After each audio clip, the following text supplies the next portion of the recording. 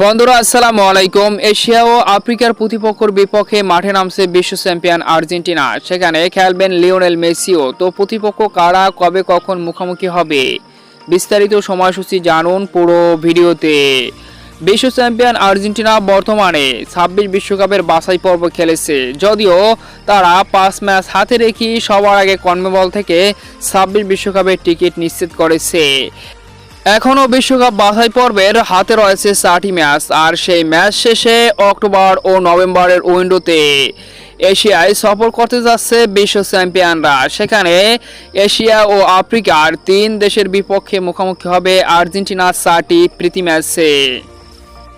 অক্টোবরের উইন্ডোতে আর্জেন্টিনা চীন সফর যাবে, আর সেখানে স্বাগতিকদের সাথে 2টি ফ্রেন্ডলি ম্যাচ খেলবে বিশ্ব চ্যাম্পিয়নরা। এরপর নভেম্বরের মধ্য আফ্রিকার দেশ অ্যাঙ্গোলা অর্থাৎ স্বাগতিকদের বিপক্ষে খেলবে বিশ্ব চ্যাম্পিয়ন আর্জেন্টিনা।